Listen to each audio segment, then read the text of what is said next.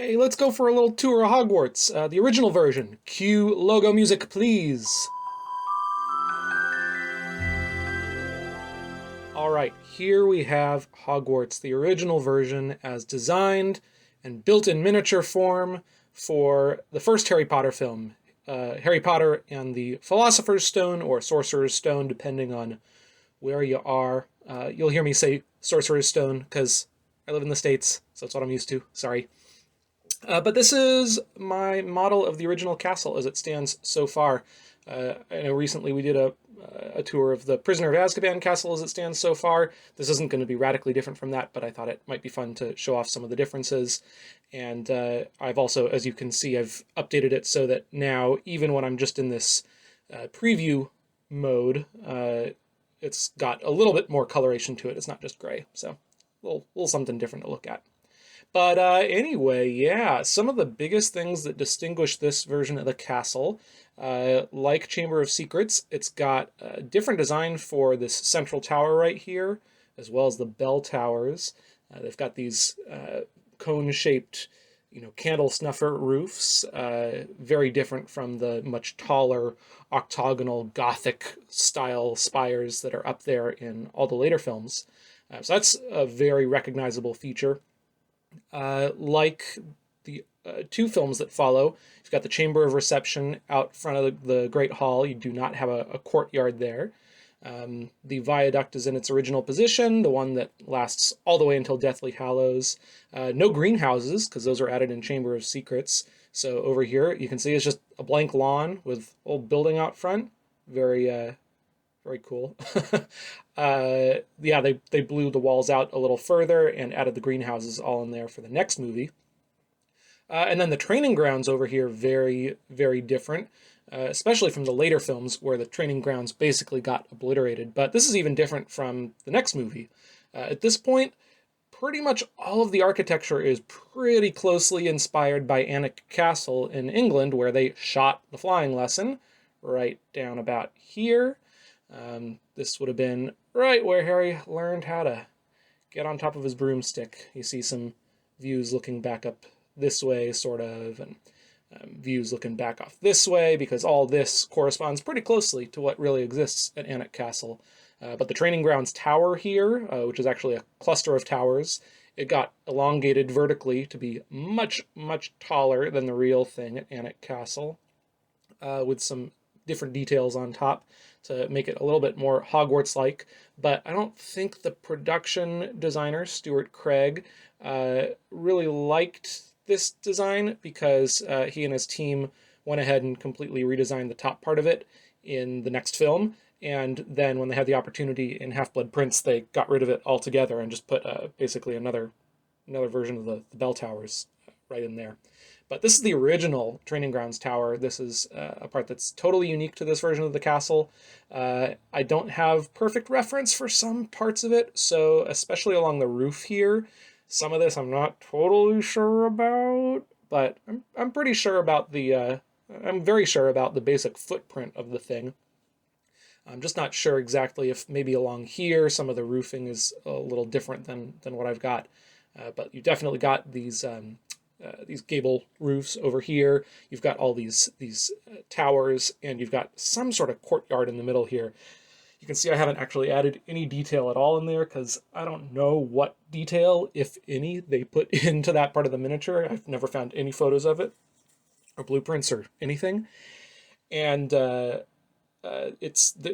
a courtyard right there in Alnwick Castle, but it has a very different footprint. So not much sense, in my opinion, in going in and trying to adapt those details, especially since it's pretty hard to even get a look in there unless you're right over it. Another set of distinguishing features for this version of the castle. You've got the Transfiguration classroom over here. I don't have any details on this wall. I've almost gone ahead and just added details that match the chapter house at Durham Cathedral, which is what this area is based off of. But I do know that the other side of it, over here facing the ravine, the exterior does not exactly match the exterior of the chapter house, one for one. So I'm a little hesitant to spend a lot of time detailing this side when I could end up being totally wrong. But we do know that the Transfiguration classroom is right there. Transfiguration classroom, I can't talk today.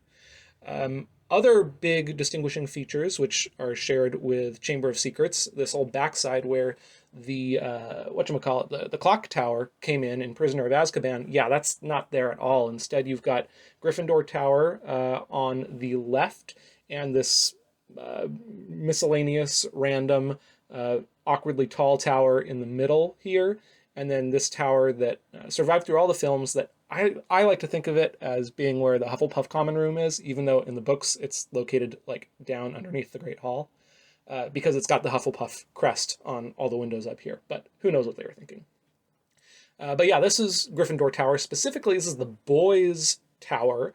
In the later films, it's the only part of Gryffindor Tower that exists. But at this point, there's a second tower over here with a slightly different design, similar radius. And this is where the Gryffindor's girls' dorms are, which is something I didn't realize until relatively recently. But yeah, this would be roughly where the common room is in here for Gryffindor, behind those windows. And then you'd take the staircases either up to the boys' dorms here or to the girls' dorms here. What else do we got? What else? The suspension bridge is down here in this version of the castle. It's not moved over here like it is from Prisoner of Azkaban onward. Oh, the quad, the quad, the quad, the quad. So the quad, if you've been following my blog, which if you haven't, you totally should, it's hogwarts4d.home.blog. You should definitely check it out because I post a lot more frequently there and post lots of cool renders and stuff. But if you've been following me there, you'll have been seeing just how frustrated I get with the quad because it's so hard to find images from the original quad to see exactly what it looked like down here. Do know that this fountain looked, well, like that. And I know that there were cloisters around the outside like that, and footpaths like that, and windows that look a little something like that. But it's really hard to be sure on a lot of the details, so there's a lot of inference and even some outright guesswork going on here. So I'm hoping someday to find some real nice images of what it looked like in the miniature here, or at least some blueprints or something, technical drawings, even concept art. I would take concept art at this point. So if you got any of that stuff, definitely hit me up. But of course, I'm referring to the original quad, which went away, starting in Prisoner of Azkaban when the hospital wing tower got added right here along this wall, right here. And then it continued to get changed as they raised the floor up to the same level as this walkway to the arch. And they also got rid of the cloisters and got rid of the fountain and made it much plainer in there. This is another thing that I was working on recently. I've been sharing about on the blog. Fascinating little staircase that in the later films, it connects up. There's just a slight grade, a slight ramp in the walkway, and it connects up over here and goes over to the viaduct, and it all connects up. But apparently in this version, you actually go down the stairs, and I've just got a plain square opening, but the idea is going to be that I'll actually have the landscape, the rock, I almost said rock work, I'm going to my theme park background. But the all of the rocks, sort of the cliffside, kind of go up and over and form sort of a rocky archway to travel through there. But I haven't got that built yet. As you can see, I have no landscaping around the entire castle except for the training grounds and greenhouses area, greenhouse to be area. I don't know what to call that. But this area I've got built out. It was another challenging area, by the way. As I mentioned earlier, all of this is based very closely on Alnwick Castle, but it's not a perfect match. I do really love this structure here, which at Alnwick Castle is the gatehouse and the barbican, where this is, in the olden days, this would have been the way to get in and out of the castle, because going through here and, there would be folks up top who would, pour boiling oil or rocks or whatever on you if they didn't want you there. And then there were gates in here and drawbridge and all kinds of stuff. But at Hogwarts, it's just a dead end here. There's just a bluff with sort of a rocky cliff face and this little terrace out back with torches and the Hogwarts crest. So it's a little different there. Anyway, sorry, I'm jumping around all over the place. But yeah, this part of the training grounds around sort of the north side, this is very unique only to this version of the castle. These walls here were changed in Chamber of Secrets, the next film, to be a lot more visually interesting. I strongly suspect that that was because they added in the Whomping Willow right about here, and at this moment I'm in the midst of creating that Whomping Willow for the Chamber of Secrets version. If you head over to the blog, you can check out my progress on that. And who knows, maybe by the time you're watching this, I'll have another video up showing that.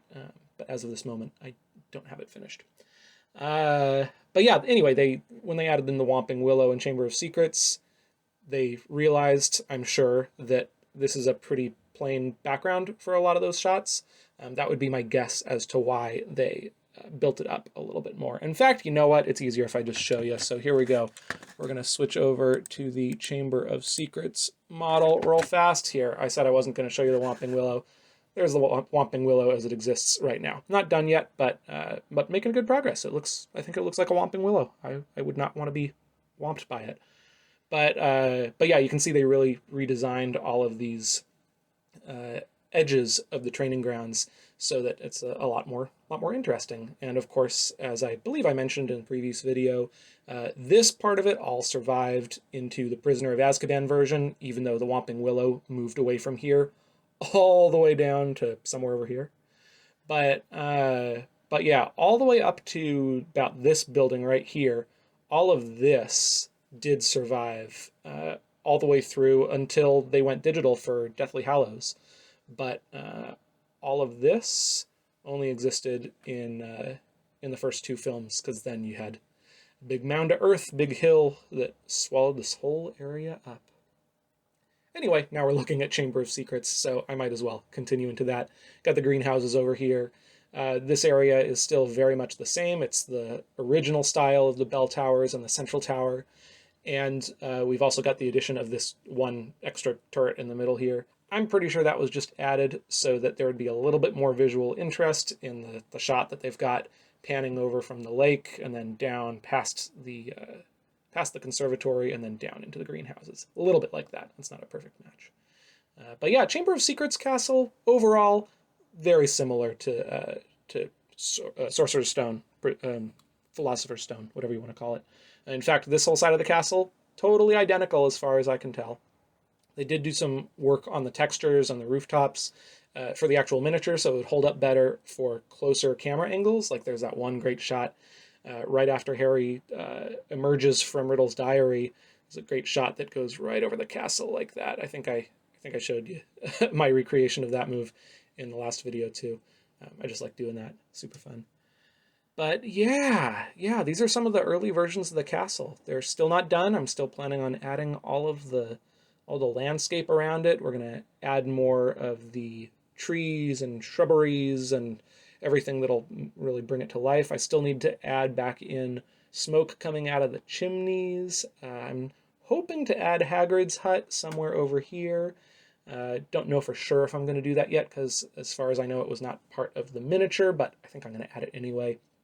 And if I'm feeling really ambitious, I might even add the Quidditch pitch down here, because the Quidditch pitch, I've got some photogrammetry I can show you right here. If we turn that on, this is from the shot in Chamber of Secrets, the establishing shot for the Quidditch match.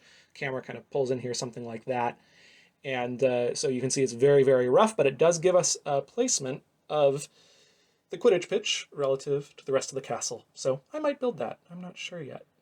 It was not part of the miniature, I can tell you that for sure, but I might build it anyway. But yeah, that's the state of the model as things currently are. I didn't have much of any real point in making this video other than to just show off a little bit of the work that I've been doing, and hope that you'll get something out of it. Leave a comment, make sure to subscribe, definitely check out the blog, hogwarts4d.home.blog, and we will see you again real soon, I hope, for more videos of this fascinating castle and its design changes. Be safe. See you soon.